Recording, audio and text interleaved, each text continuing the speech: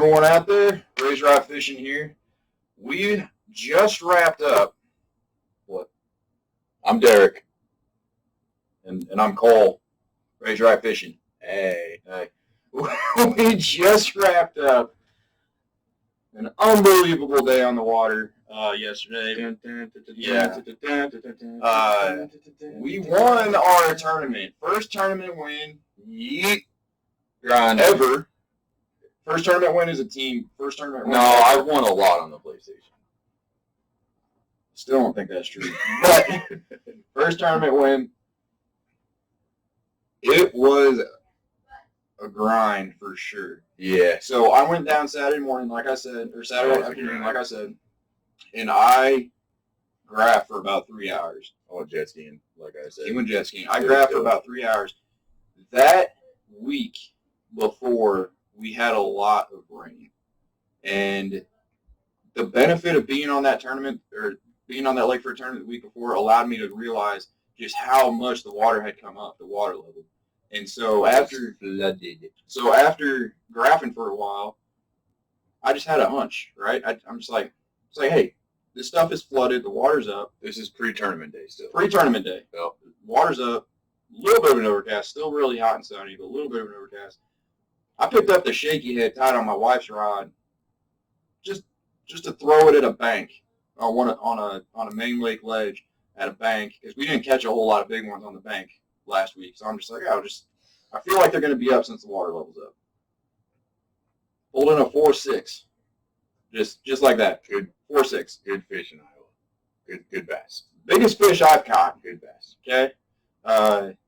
I won't ever claim to have caught a lot of big fish. It gave me real good confidence. Because I was driving to the hotel, and I called you and asked how it went, and you said that, and I was like, oh, it's on.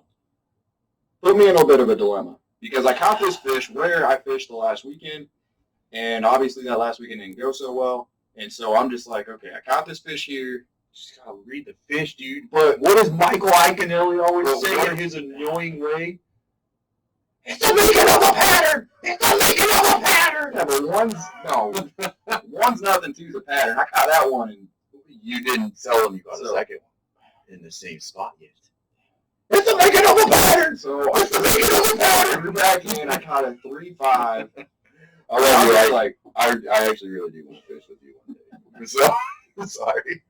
He might kick you out of the boat after the second fish. Anyway, so anyway, I was like, okay, we gotta fish these ledges again. Okay, as the day goes on, I at least did the work to have these offshore spots. Oh, jet ski. You went jet skiing. So anyway, tournament day. Fast forward tournament day. Amazing. It's gorgeous. We head down almost. We were last boat. Last boat. Really bad luck. Yeah. So that was that there. And then we almost started our day on the exact same spot I started the week before. And so already, I wanted to have confidence, but in the back of my head, I'm just like, oh, deja vu, right? We fish until about 9:30, 10 o'clock. Lots of little ones. No scoreable one. And so what were you throwing early in the morning? The kitchen sink. All day. I threw all these all day. Now, mind you, this really doesn't look like a lot.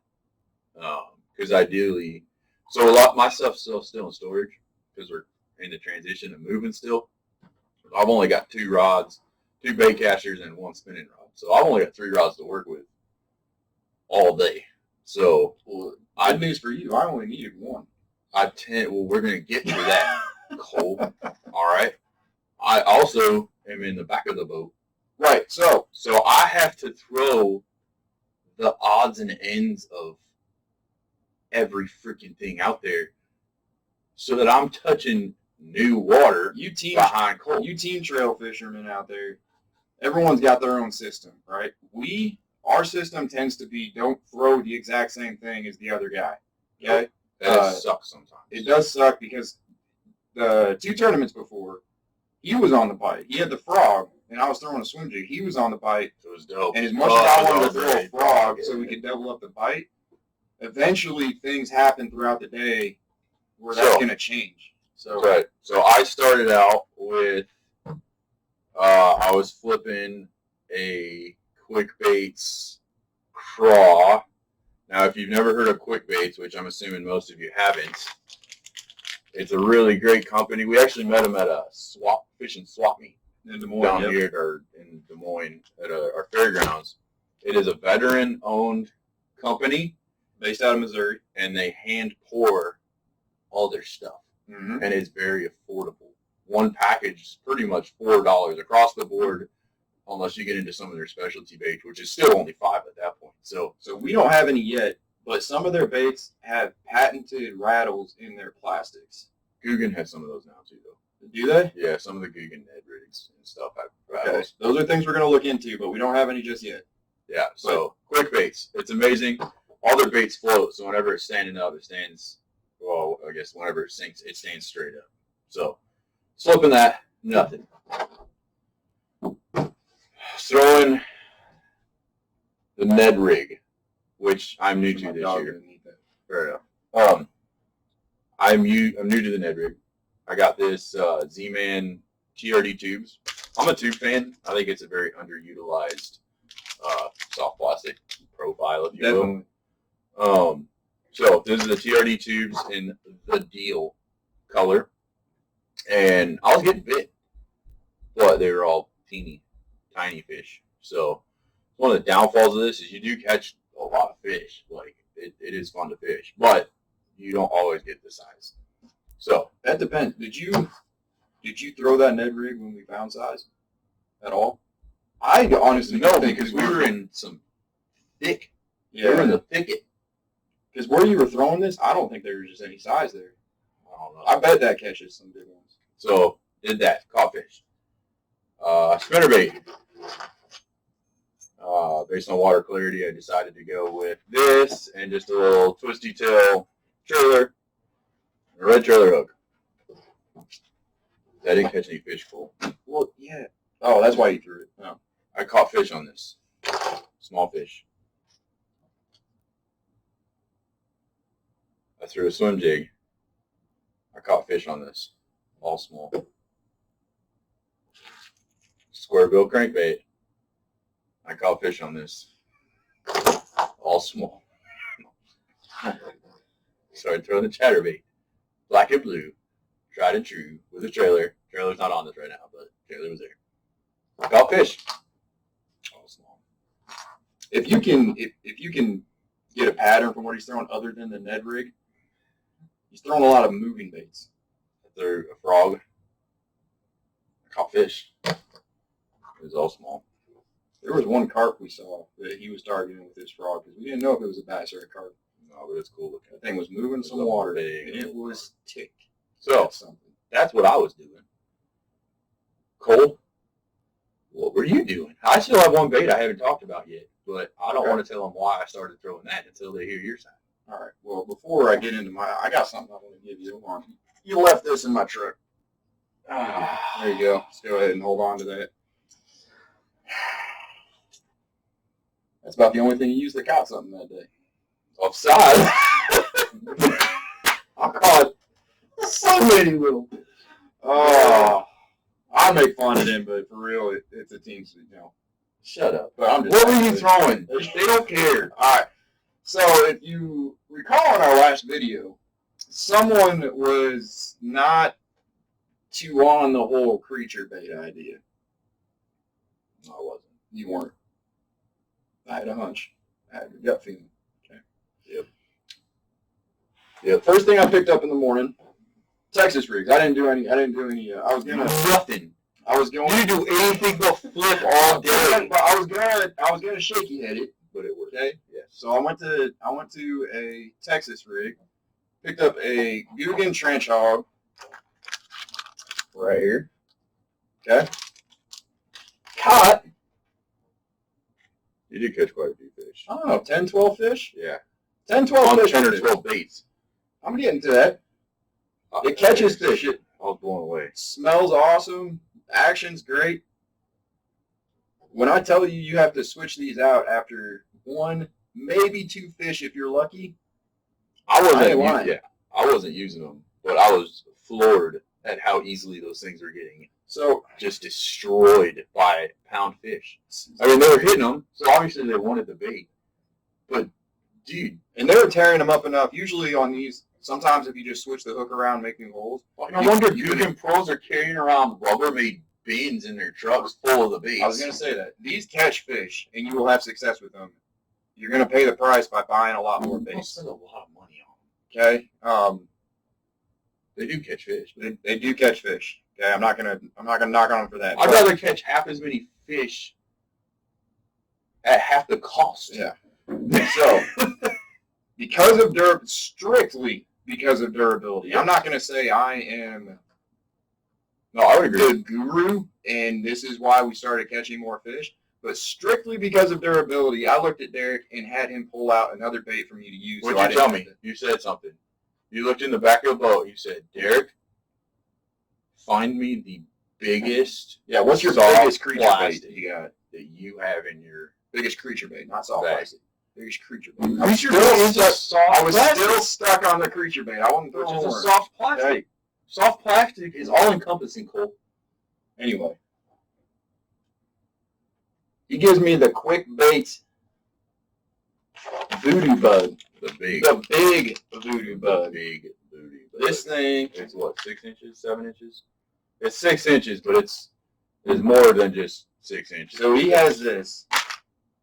I would guess that I had maybe 7 bites the rest of the day.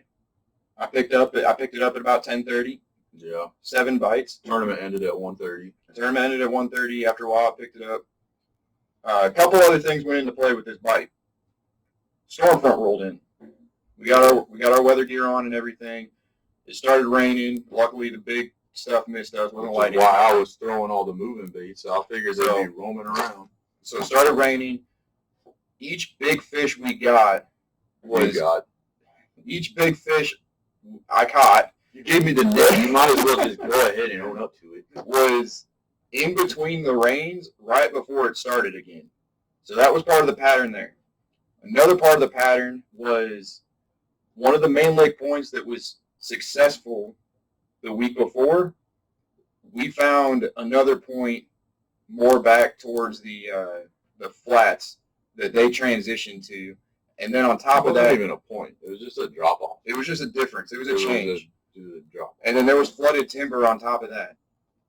Well, the timber was always there, but like you were saying the week before. Right, it was deep. It was off the bank, flooded timber. It was a lot deeper. And it was easier to get through because of the high water levels. The week before, I don't know if I would be able to get through it as easily. But we threw this through there slowly. I made the far cast I could. I flipped a little bit, but I made far cast and just hopped it over all this submerged wood and timber and everything. This thing, what we caught, 6? You stop it. You're making me feel bad. We're a team, bro. You're right. Go ahead, tell me what you think. I caught a 6, a 5, and a 4.5. Yep. A 6, 5, 4.5, and then we had a 2.5. We had a 2.5. We only caught 4 scoreable bass. You can see the picture on our Instagram and Facebook pages. But like I said, I switched to this strictly because of durability from this. Now, the reason I think this was successful was because of all these ribs right here. With the dirty water, the amount of vibration that this was giving off, and just these appendages, and this, like he says, QuicKbaits, they float. Just a little bit of different action. But the vibrations this was giving off in that dirty water, I think that was key to our success. So Cole started slaying the monsters. And I was like, I got to get me some of this without throwing exactly what I was throwing. The same thing. So like I switched to a culprit. Was a 10-inch Fat Max. Excuse me, 9-inch Fat Max. I'm always getting there and get that extra inch, you know. 9-inch Fat Max, black and blue. And I was catching fish on them. All small. So that's how our tournament went. Cole won the team tournament. Throwing my baits. He's a little hard on himself. Everything that he threw here, if I was fishing that tournament by myself, I probably would have picked up at one point or another. But since he was doing the experimenting in the back of the boat, I was able to stick true to what I believed was going to work in the end. With a couple other factors that came in, we were able to find that bite together because you eliminated a lot of the water and baits that I didn't have to throw into. That's part of the team. You know what? You're conversion. welcome. You're welcome. Well, how long won't go that far? But you are welcome. Okay. I netted every single one of those fish. He did. He was Johnny on the spot. Johnny on the spot. So if anybody's looking for a good person to sponsor your nets, this guy. So anyway, that was our tournament. We had a great time. We won big bass. We won the big bass. We caught the biggest bass of the club yet this year at tournaments at 5.84. Our total weigh-in was 16.84, so almost a 17-pound bag with 4 fish. 4 fish. We'll throw those pictures up so you guys can see them. They're there. They're there, dog. They're online.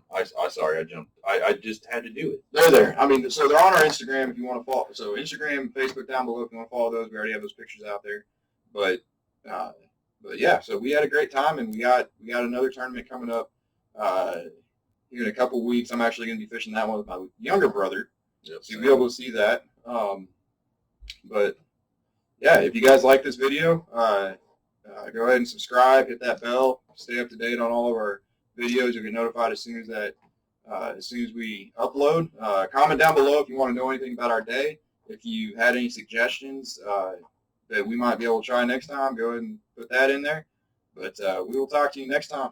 Thanks for listening. Yep. See you.